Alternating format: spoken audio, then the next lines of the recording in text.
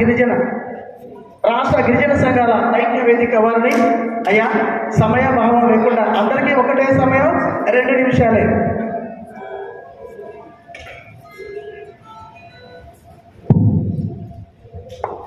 ఈరోజు పదవీ విరమణ మహోత్సవానికి ఇచ్చేసినటువంటి అధికారులు, బంధుమిత్రులు, మా అన్న రావు రాజన్న గారి శ్రేయోభిలాషులు అందరికీ కూడా పేరు పేరున నమస్కారాలు తెలియజేసుకుంటా ఉన్నాను.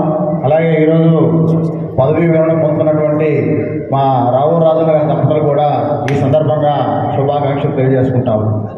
ఎందుకంటే ఇప్పుడే మన అధ్యక్షులు వారు చెప్పారు, టైం లేదు 2 నిమిషాలు. అంటే మేము చాలా విషయాలు మాట్లాడుకోవాలి, ప్రిపేర్ అయ్యొచ్చు. మరి మా అధ్యక్షులు వారు మాత్రం 2 నిమిషాలు ఇచ్చారు. ఈ 2 నిమిషాల్లో కొన్ని విషయాలు మాత్రమే చెప్తాను. అయితే మాకు డౌట్గా ఉంది, రావు రాజు గారి వయసు ఏదో పొరపాటు చేసినట్టున్నారు. 60 రాలంటే 45 అనుకుంటున్నాం. ఎందుకంటే ఎక్కడ మా మీటింగ్ జరిగినా చాలా ఉత్సాహంగా, యాక్టివ్గా, మాకంటే యాక్టివ్గా పనిచేస్తూ అందరినీ చైతన్యపరుస్తూ, ఆడుతూ పాడుతూ ఉల్లాసంగా ఉండేటువంటి వ్యక్తికి అప్పుడు 60 సంవత్సరాలు వచ్చాడు. మేము అమ్మాయిపోం, వాళ్ళ అమ్మవాళ్ళు పొరపాటు రాకుంటున్నారు. 45 అని మేము అనుకుంటున్నాం. ఓకే మిత్రులారా, మన రావు రాజన్ గారు 2-3 విషయాలు మాత్రం ముగించి మన భక్తులందరూ కాబట్టి నేను క్లోజ్ చేస్తాను. ఎందుకంటే ఇందాక మన వాళ్ళు చెప్పారు, ఏదైతే ఉద్యోగం అనేది తన కోసమో తన కుటుంబం కోసమో కాకుండా, ఏదైతే ఉద్యోగం అనేది ఒక బాధ్యత, దాంట్లో సామాజిక బాధ్యత కూడా ఉంది అనేటువంటి అంశం రావు రాజన్న గారిలో మనం ఖచ్చితంగా చూడవచ్చు అని చెప్పి, చూసామని చెప్పి నేను ఈ సందర్భంగా తెలియజేస్తా ఉన్నాను. ఎందుకంటే ఏదో ఉద్యోగం వచ్చింది, మనము మన కుటుంబము అనేటువంటి విషయాలు కాకుండా, నేను ఉద్యోగం చేస్తున్నాను, ఏదైతే డాక్టర్ బిఆర్ అంబేద్కర్ గారు చెప్పినట్టు పేమెంట్ టు సొసైటీ అనేది అమలు చేయాలి అనేటువంటి విషయాన్ని మనసులో పెట్టుకొని ఆ దిశగా చేస్తూ ఉద్యోగం చేసినటువంటి వ్యక్తి రావు రాజన్న గారిని తెలియజేస్తా ఉన్నా. ఎందుకంటే ఒక వార్డెన్గా, ఒక ఏఎస్డబ్ల్యూగా, సోషల్ వెల్ఫేర్ డీడీగా వందలాది మంది విద్యార్థుల్ని ప్రయోజకుల్ని చేసినటువంటి వ్యక్తి రావు రాజన్న గారిని నేను సందర్భంగా తెలియజేస్తా ఉన్నాను. ఎందుకంటే మేము అన్నగారితో మాట్లాడేటప్పుడు, అన్నగారితో కలిసి ప్రయాణం చేసేటప్పుడు అనేక మంది వస్తూ ఉంటారు, సార్ ఆ రోజు మీరు హెల్ప్ చేసాము, ఈరోజు మేము ఉద్యోగం చేస్తూ ఉన్నాము, మేమందరం కూడా బాగుపడ్డామంటే మీ యొక్క కృషి, మీ యొక్క ప్రేమ, ఆ రోజు మీరు చూపించినటువంటి తెగువ, లేకపోతే మీరు చూపించినటువంటి మంచి మార్గమే మాకని చెప్పి చాలామంది చెప్పారు. అది కావాల్సింది ఉద్యోగ జీవితం. అలాగే ఏదైతే తన పుట్టినటువంటి జాతి కోసం, జాతి అభ్యున్నతి కోసం కూడా ఆయన వెనలేని సేవలు చేశారు. మేము అనేక సంవత్సరాలుగా చూస్తూ ఉన్నాం. ఏదైతే ఇప్పుడు ఆయన పుట్టినటువంటి జాతిలో ఉన్నటువంటి పిల్లలు ఎవరన్నా చదువుకునేదానికి ఆటంకం ఏర్పడితే వాళ్ళకి సహాయ సహకారాలు అందించారు. వాళ్ళకి ఏదైనా ఇబ్బంది వస్తే అండగా నిలిచారు. అలాగే సామాజిక ఉద్యమాలు చేసేటువంటి వాళ్ళ అన్నగారు చెప్పారు, సామాజిక ఉద్యమాలు చేసేటువంటి అనేక మందికి వెన్నుదన్నుగా నిలిచి వాటన్నిటి కూడా ముందుకి నడిపించారని చెప్పి నేను సందర్భంగా తెలియజేస్తాను. అది మామూలు విషయం కాదు. ఎందుకంటే ఇందాక వాళ్ళ బ్రదర్ గారు కూడా చెప్పారు, ఫ్యామిలీతో పాటు ఫ్యామిలీని సమన్వయం చేసుకుంటూనే సామాజిక బాధ్యతని రెండుని కూడా సమన్వయం చేసుకుంటూ ముందుకు సాగారని చెప్పి నేను ఈ సందర్భంగా తెలియజేస్తా ఉన్నాను. ఎందుకంటే అనేక కార్యక్రమాలు మేము చూసాం. అన్న ఇదిగో మేము జాతి కోసం చేయబోతా ఉన్నాం, సామాజిక బాధ్యతగా ఇది చేయబోతా ఉన్నాం, మీ వైపు నుంచి ప్రోత్సాహం ఏంటి, సహకారం ఏంటి అంటే ఆలోచించే వ్యక్తి కాదు. మీకేం కావాలో చెప్పండి, భోజనాలు కావాలా, లేకపోతే ఒక ఆర్థిక సహాయం చేయాలా, ఏం కావాలో చెప్పండి అని చెప్పి ఆదరించినటువంటి మంచి మనసున్నటువంటి వ్యక్తి రాజన్న చెప్పి ఈ సందర్భంగా తెలియజేస్తాం. అందుకని మన వాళ్ళు ఇందాక చెప్పారు, రాజన్న రిటైర్మెంట్ అయిపోయింది, ఇంకేం పని లేదని. ఖచ్చితంగా రాజన్న చాలా పని ఉంది. రాజన్న మేము కోరుకుంటా ఉన్నాం.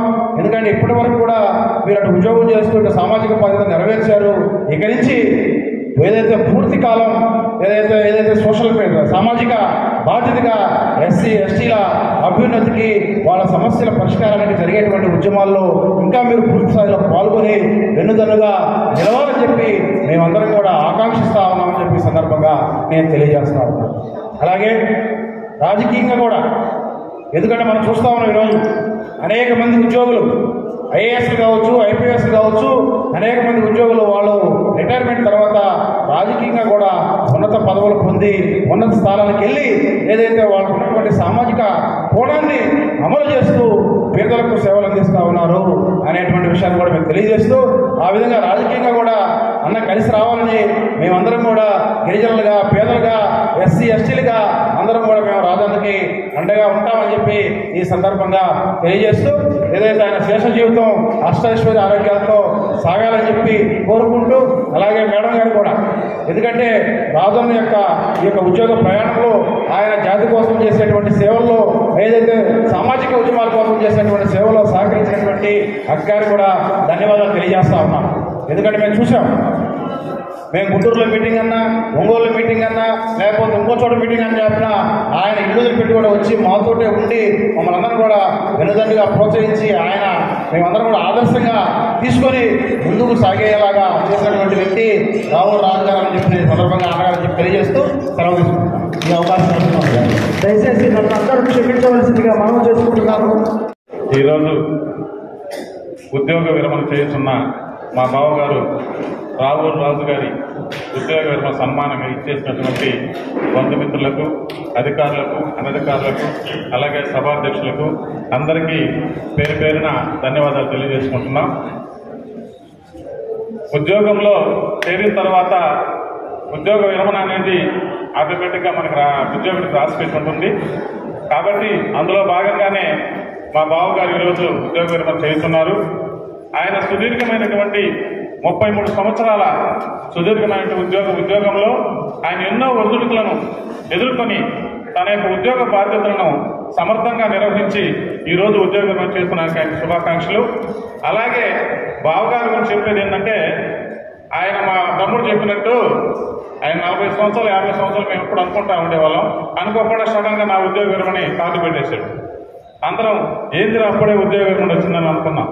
కానీ ఆయన ఎప్పుడు ఉద్యోగంలో ఏ విధంగా చేశాడో అదేవిధంగా సామాజిక బాధ్యతల్లో కూడా మమ్మల్ని అందరినీ కలుపుకొని పోతూ ఎప్పుడు చిరునవ్వుతో ఆనందంగా ఉంటాడు. కాబట్టి ఆయన యొక్క వయసును కూడా ఆ యొక్క చిరునవ్వుతోనే తగ్గించుకుంటూ ఉన్నారనే విషయం మాకు అందరూ తెలుసు. అదేవిధంగా ఆయన ఎందుకు సామాజిక విధంగా ఏ విధంగా ఉంటాడంటే, ఎప్పుడైనా కానీ ఒక ఉద్యోగ నోటిఫికేషన్ కానీ, ఒక ఎస్టీ ఎస్సీ క్యాండిడేట్కి సంబంధించి ఏదైనా ఒక కార్యక్రమం ప్రభుత్వం చేపడుతుందంటే మొట్టమొదటిగా మన సామాజిక గ్రూపుల్లో మొట్టమొదటిగా ఆయన పోస్ట్ చేసేవారు. ఎందుకంటే ఇది మన బిడ్డల బాధ్యత, ఈ యొక్క సద్వినియోగం చేసుకొని దానికి ముందు తీసుకెళ్ళాలి అనేటటువంటి బాధ్యతగా ఫీల్ అయ్యేవాళ్ళు. కాబట్టి ఆయన ఉద్యోగంలో ఏ విధంగా అయితే 33 సంవత్సరాలు సర్వీస్ చేశాడో రాబోయే కాలంలో కూడా తను పుట్టినటువంటి జాతి కోసం, ఆ జాతి బిడ్డల భవిష్యత్తు కోసం, ఆ జాతి అభివృద్ధి కోసం ఆయన ఆరోగ్యాలతో ఉంటూ ఇక నుంచి జాతి ప్రజల కోసం మాతో కలిసి పనిచేయాలని, అలాగే మీ యొక్క అడుగుజాడల్లో మేము ఎప్పుడు ముందుకు వెళ్తామని చెప్పి, మీ యొక్క ఆశయాలకు అనుగుణంగా పనిచేస్తామని చెప్పి ఇంతటి అవకాశం ఇచ్చాడు. మీ అందరికీ ధన్యవాదాలు తెలియజేసుకుంటూ ముగిస్తున్నాను.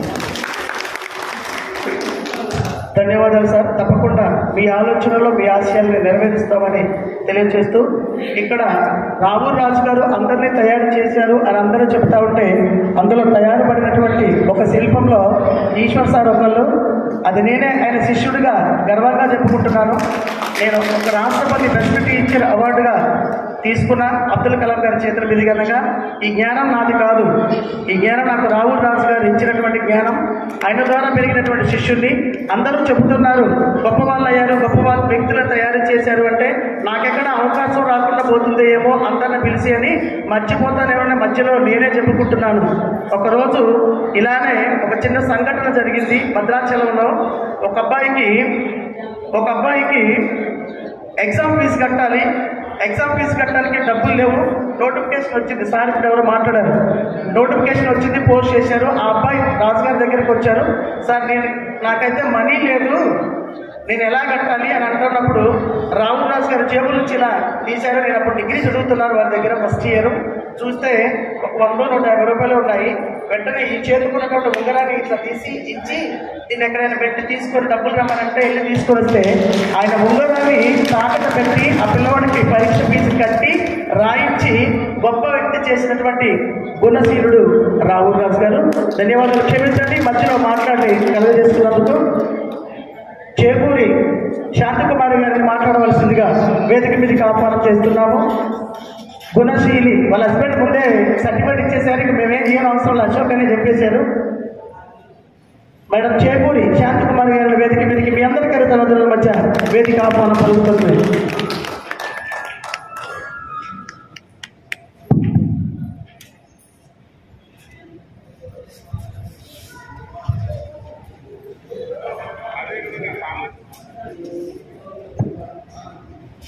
వేదికని అలంకరించినటువంటి పెద్దలందరికీ ఆహ్వానాలు మరియు బంధుమిత్రులకు, స్నేహితులకు, ఇక్కడికి వచ్చినటువంటి మా బావగారి ఆత్మ బంధువులందరికీ కూడా నా నమస్కారములు తెలియజేస్తున్నాను.